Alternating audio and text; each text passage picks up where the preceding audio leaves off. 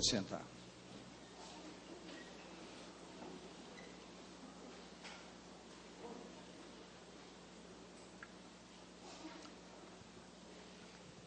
Quero ler com a igreja Mateus 17, 22 e 23, que nos diz assim: Ora, achando-se eles na Galileia, disse-lhe Jesus: O Filho do Homem será entregue nas mãos dos homens, e matá-lo-ão, e ao terceiro dia ressuscitará. E eles se entristeceram muito. Igreja, o plano redentor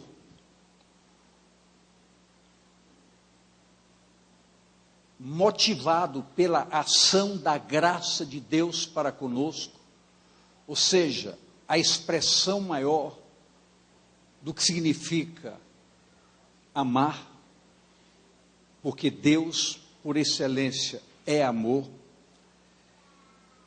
Essa manifestação da sua graça em Cristo foi rigorosamente cumprida em todos os seus pormenores.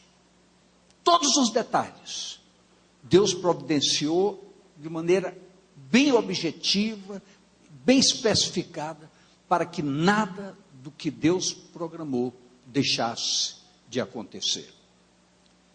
Por isso, Jesus, proclamando o fundamento dessa verdade, disse: o Filho do Homem será morto, mas ao terceiro dia ressuscitará. Esclarecia o próprio Jesus na sua caminhada fundamentos de sustentação, objetivando orientar todos os discípulos para que a obra prosseguisse do começo ao fim. E esclarecia fundamentos básicos que nós precisamos entender. O primeiro deles está em João 10, 11, quando ele diz: eu sou o bom pastor. O bom pastor dá a sua vida pelas ovelhas. Segundo fundamento que ele propagou está em João 10, de 14 a 15. Eu sou o bom pastor e conheço as minhas ovelhas, e das minhas sou conhecido. Assim como o Pai me conhece, a mim também eu conheço o Pai, e dou a minha vida pelas ovelhas. Terceiro fundamento está em João 10, 17 e 18. Por isso, o Pai me ama, porque dou a minha vida para tornar a tomá-la. Ninguém me tira de mim, mas eu de mim mesmo a dou. Tenho poder para dar e poder para tornar a tomá-la. Esse mandamento recebi de meu Pai.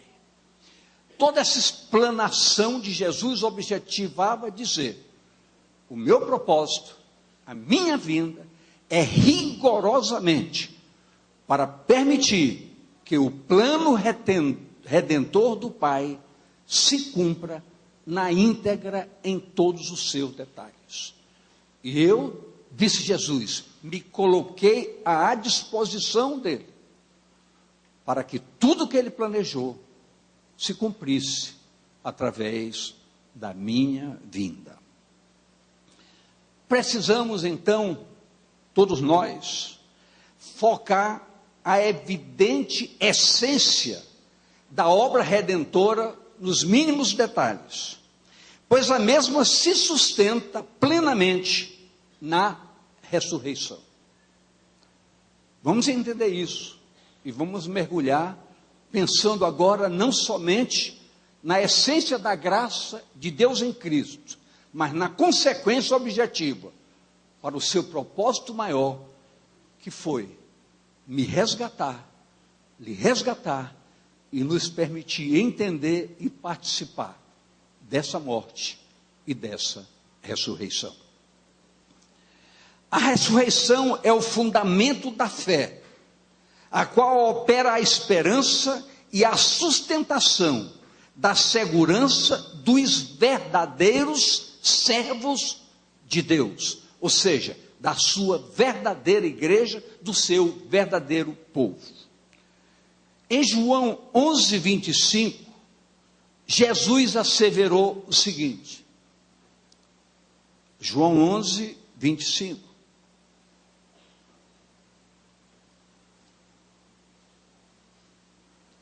disse-lhe Jesus: eu sou a ressurreição e a vida. Quem crê em mim, ainda que esteja morto, viverá.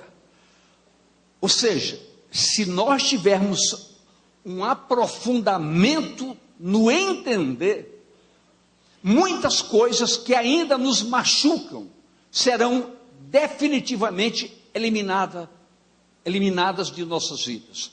O fundamento revelado nos diz, ainda que você vivesse a pior nojeira desta vida, ainda que você estivesse morto, destruído por causa do pecado, o poder da ressurreição pode lhe arrancar de tudo isso e lhe trazer a um novo patamar de vida, e você vai ver que verdadeiramente a ressurreição em Cristo nos torna novas criaturas, e verdadeiramente as coisas velhas passaram em sua plenitude.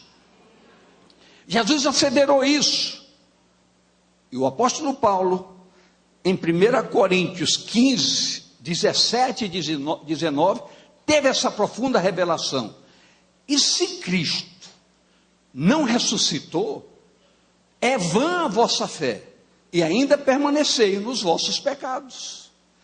Se esperamos em Cristo só nesta vida, somos os mais miseráveis de todos os homens. Esse aprofundamento precisa despertar em nossas vidas, de maneira bem evidente, porque vivemos um tempo do fim bem claro, bem definido. As coisas que acontecem lá fora não acontecem de graça, tudo estava previsto que aconteceria. Não que seja um plano de Deus a destruição do homem, mas uma verdade absoluta precisa ser dita. A ira de Deus se manifesta contra toda impiedade, e a impiedade cerca nossas vidas por todos os lados. E a palavra diz, se o Senhor não tivesse morrido pelos nossos pecados, e não tivesse ressuscitado, nada importaria para nós. O apóstolo foi categórico na sua asseveração. Igreja, é extremamente fundamental que todos nós saibamos que nesse propósito divino, onde o amor pleno de Deus se evidenciou extraordinariamente, toda a obra redentora foi consumada. Eu gostaria que você dissesse à pessoa do seu lado, tudo que precisava ser feito, foi feito. Olhe para mim, por favor. Diante disso, precisa haver ousadia, determinação, propósitos em todos nós. Porque agora, tudo depende de cada um. Minhas razões, meus achismos, minha maneira de agir, de pensar, me faz mergulhar num impedimento terrível, quando agora eu tenho plena convicção que a minha salvação depende agora da minha determinação. Porque tudo que precisava ser feito para que eu fosse salvo, já foi feito. Tudo já foi feito. Em Isaías 53, de 4 a 12,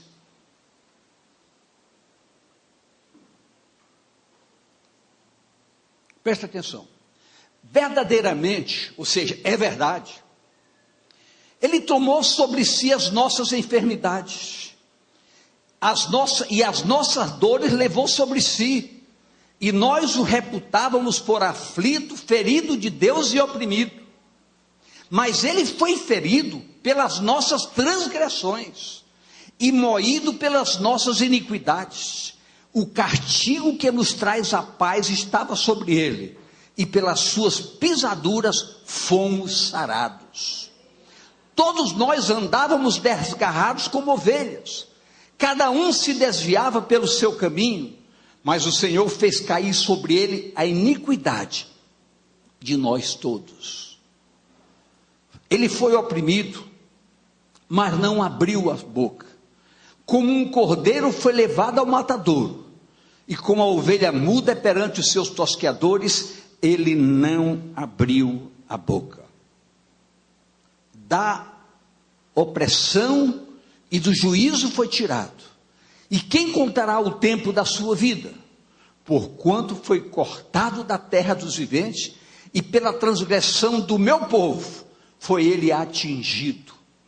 E puseram a sua sepultura com os ímpios, e com o rico, na sua morte, porquanto nunca fez injustiça, nem houve engano na sua boca. Todavia, ao Senhor agradou o moê-lo, fazendo-o enfermar. Quando a sua alma se puser por expiação do pecado, verá a sua posteridade, prolongará os dias, e o bom prazer do Senhor prosperará na sua mão. O trabalho da sua alma ele verá e ficará satisfeito. Com o seu conhecimento, o meu servo, o justo, justificará a muitos, porque as iniquidades deles levará sobre si. Pelo que lhe darei parte de muitos, e com os poderosos, e repartirá ele o despojo, porquanto derramou a sua alma na morte. Foi contado com os transgressores, mas ele levou sobre si o pecado de muitos, e pelos transgressores intercede. Na amplitude da palavra, nos fundamentos vivos da palavra, nós podemos sacar com plena e absoluta segurança, que todos os pormenores da palavra nos mostram claramente que por causa de todas as nossas transgressões, Jesus sofreu todas as humilhações. O escândalo da cruz ele enfrentou com toda a dignidade, calado, cumprindo um propósito, para que, como ele diz, por muitos, eu quero dizer, por todos nós, esse preço já foi pago.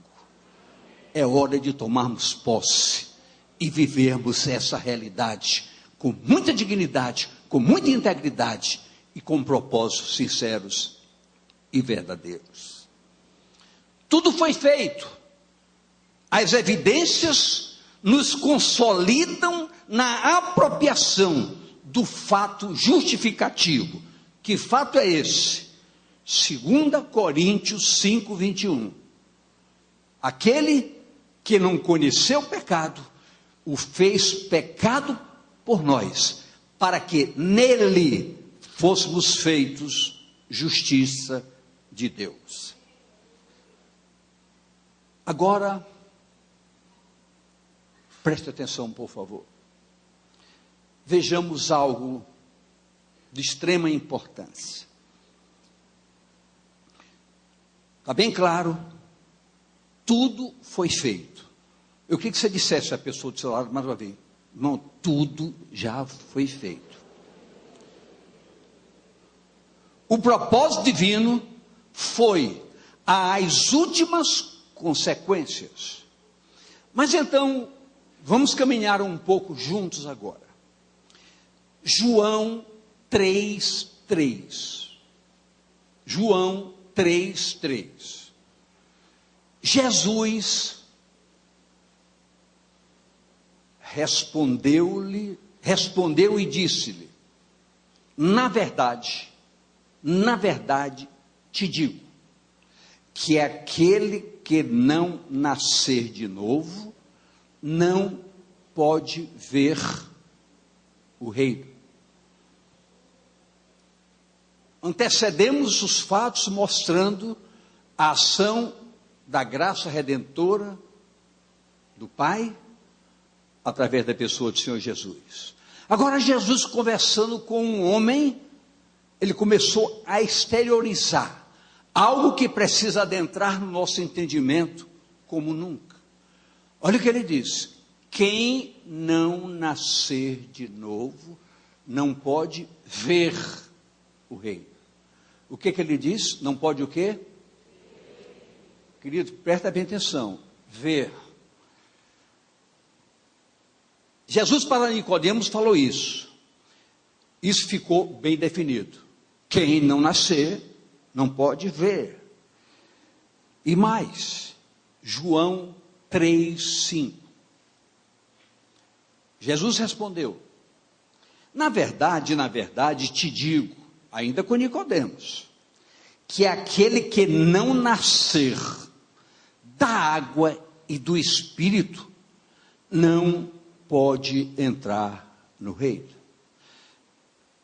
Jesus usou 2 pontos básicos.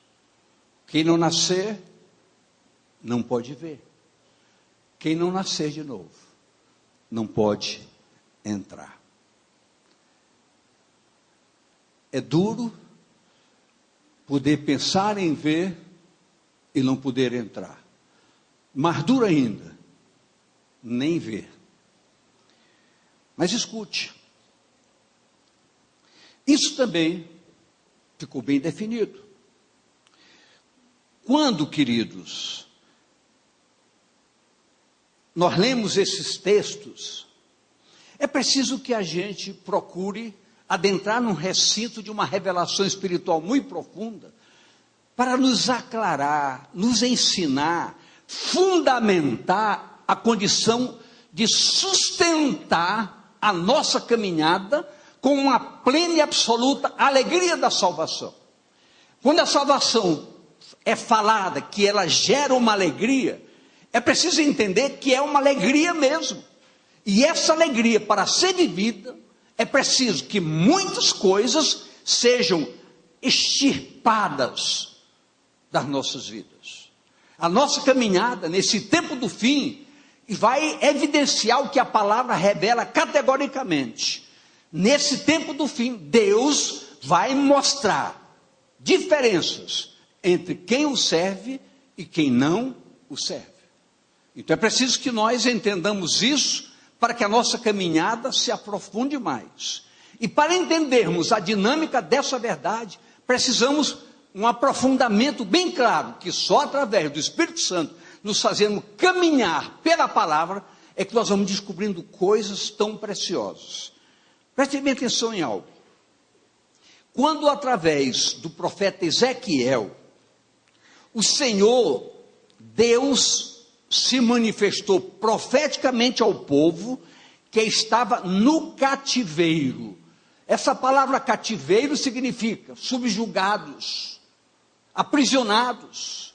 Por causa de quê? Por causa do seu próprio erro. Ou seja, o cativeiro do pecado, Deus se manifestou através do profeta, dizendo algo extraordinário, conforme a palavra nos mostra. Ezequiel 36, 24 e 25. Caminhe comigo, por favor. E vos mostrarei dentre as nações, e vos tomarei dentre as nações, onde estavam escravizados, e vos congregarei de novo de todos os países, e vos trarei para a vossa terra. Nós fomos criados à imagem, à semelhança de Deus. E quando Deus nos criou, eu estou falando dentro de uma conotação profética, nos colocou na sua presença, no chamado jardim do Éden. Fomos expulsos por causa do pecado. Quando a palavra diz, vos trarei de volta, é a graça se manifestando em plenitude para nós, dizendo, o propósito divino é nos trazer de volta para o Éden da sua presença. Para isso, olha a correlação agora. Verso 25. Então, espalharei água pura sobre vocês, e ficareis purificados de todas as vossas imundícias, e de todos os vossos ídolos vos purificarei. Quem não nascer da água e do Espírito, não pode entrar no reino. Olha a correlação. Esse aprofundamento precisa trazer para todos nós o sentido vivo do que é a alegria da salvação.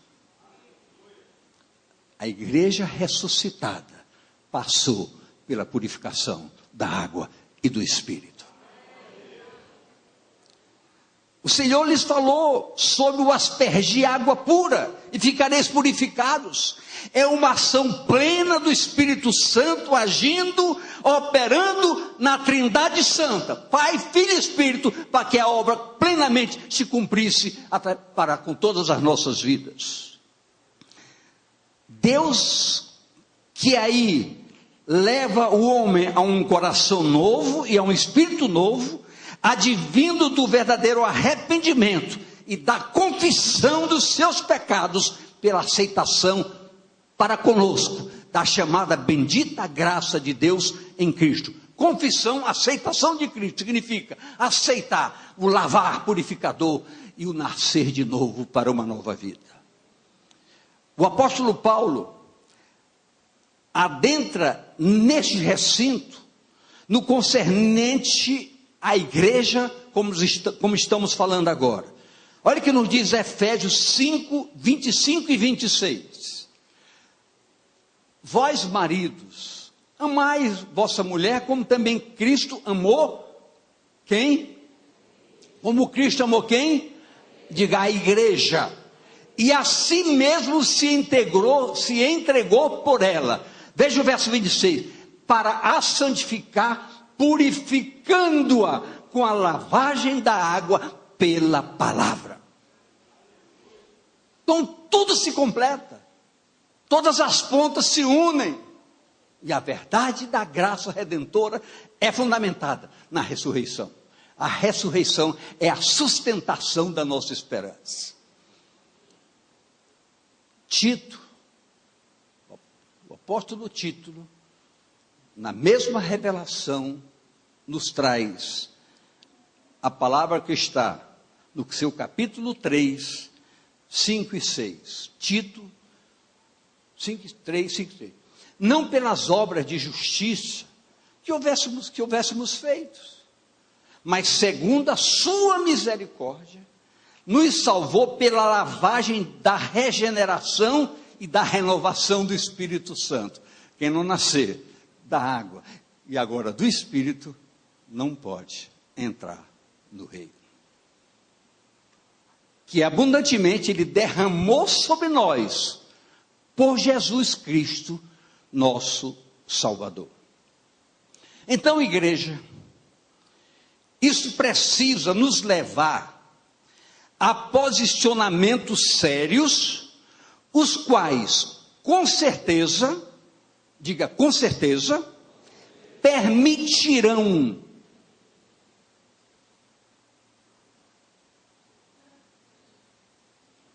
nos levar a um posicionamento sério, como diz, os quais, com certeza, permitirão um prosseguir maravilhosamente abençoados.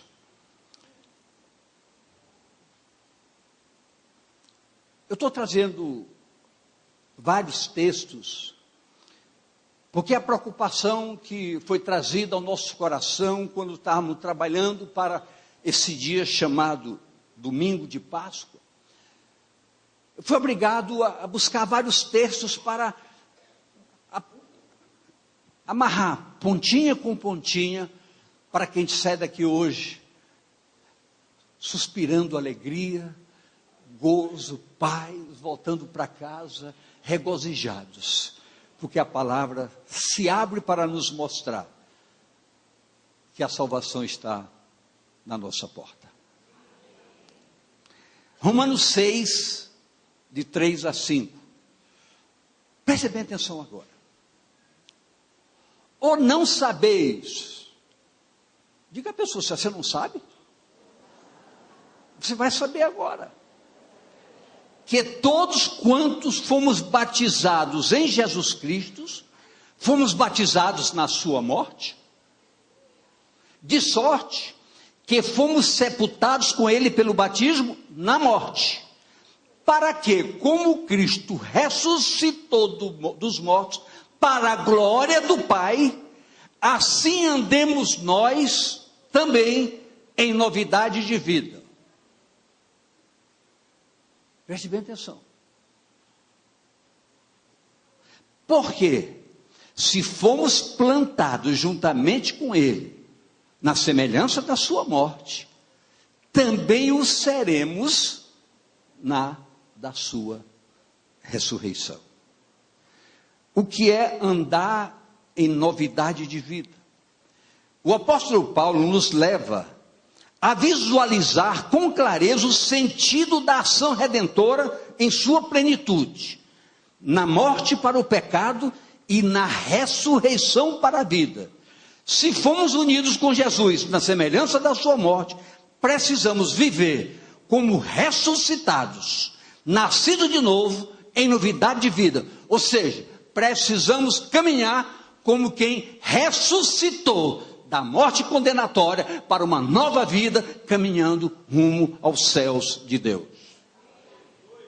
A palavra se consolida, ela se une num só propósito: focar em entendimento, gerar esperança e trazer um sentido vivo de uma alegria real e absoluta.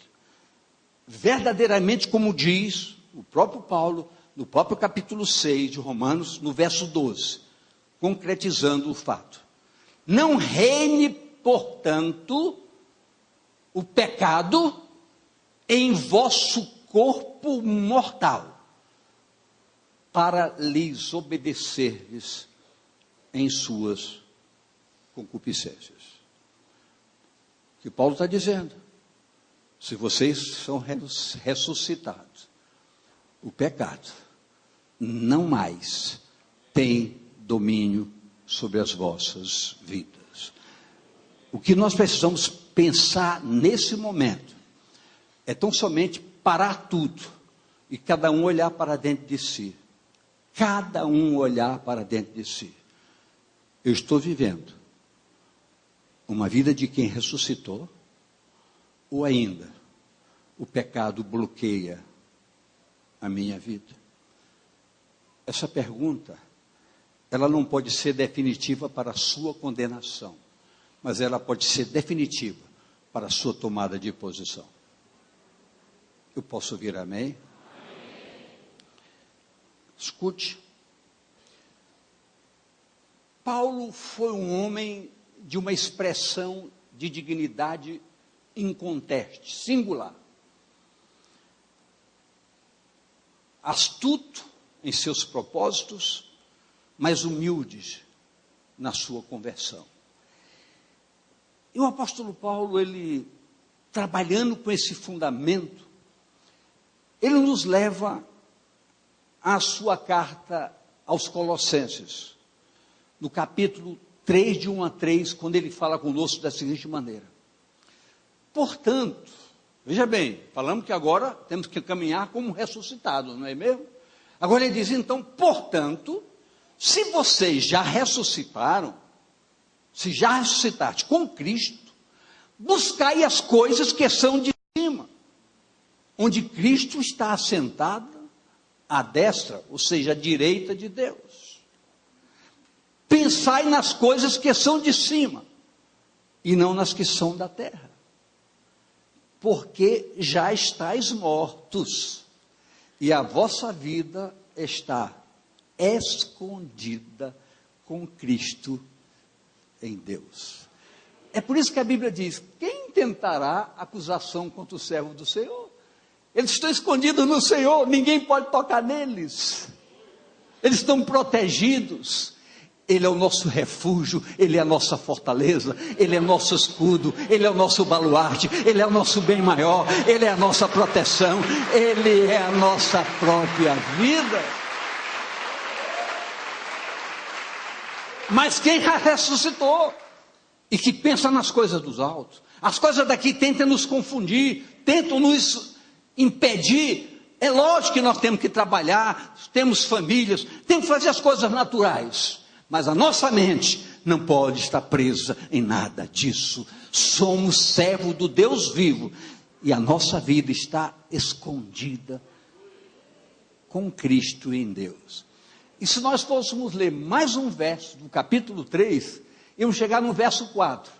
Não está aí, não está escrito, não está projetado, mas lá diz: Cristo, que é a nossa vida, quando Ele se manifestar, seremos manifestados juntamente com Ele. Por quê? Porque nós estamos escondidos nele, em Deus. Quando Ele voltar, estaremos voltando com Ele. Por quê? Porque sentaremos para julgar as 12 tribos de Israel, em nome do Senhor Jesus.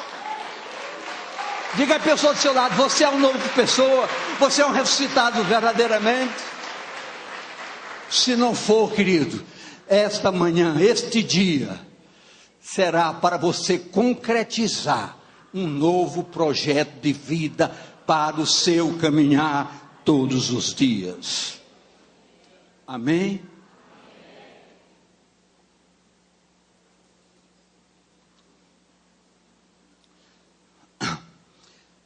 O apóstolo Paulo nos leva a mergulhar. Mergulhar em algo, é algo confortante e ao mesmo tempo confrontante. A nossa vida está escondida com Cristo em Deus. A nova vida precisa nos fortalecer a cada dia.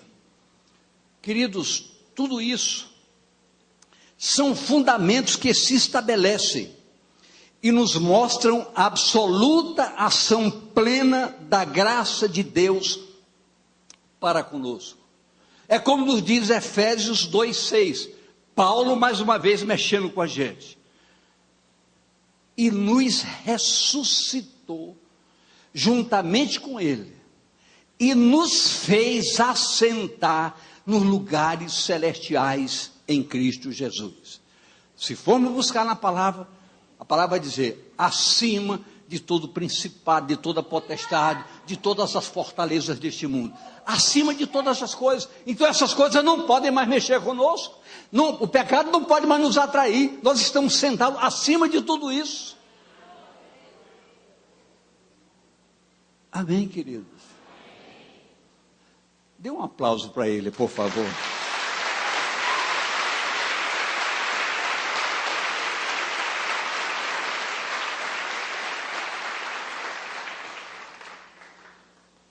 Vamos caminhar para concluir esse momento tão precioso, chamado Palavra de Deus. Palavra de Deus. Toda honra, toda a glória, todo louvor, somente a Ele e nada mais. Você não precisa agradecer a ninguém, glorifica Ele, agradeça a Ele, porque Ele é merecedor, é a palavra dEle. Aqui não tem uma palavra do homem, é só a palavra dEle. Agora veja bem, quando Jesus conversava com Nicodemos, quando ele falou: não poderá ver, não poderá entrar, ele agora chega no verso 6, João 3,6, que diz: o que é nascido da carne é carne, o que é nascido do Espírito é Espírito. Agora venha comigo. Preste bem atenção, o propósito de Deus foi levar de volta para si o homem descartados por causa do pecado. E Jesus disse para Nicodemos: nasceste na carne, agora precisa nascer no Espírito. para veres e entrares no reino. Então, como ele diz, o que é nascido da carne é carne. E o que é nascido do Espírito? Quem aqui agora nasceu do Espírito? Eu quero que seja sinceridade do seu coração. Quem aqui nasceu do Espírito, segundo nos diz a palavra? Você vê que muita gente não levanta o braço. Não sei por quê. Olha o que ele diz, se você é nascido do Espírito, você precisa andar em Espírito. Jesus foi taxativo. O que é nascido da carne e o que é nascido do Espírito. O quadro muda radicalmente. É plena verdade que a igreja do Senhor Jesus precisa andar em Espírito, ser guiada, ser orientada, ser instruída. Não significa agora então eu vou deixar de trabalhar. Não, você é uma pessoa normal, mas suas atitudes condizem com quem nasceu de novo. Porque o Espírito rege, direciona, orienta. Jesus veio para ser Senhor, Salvador e Senhor.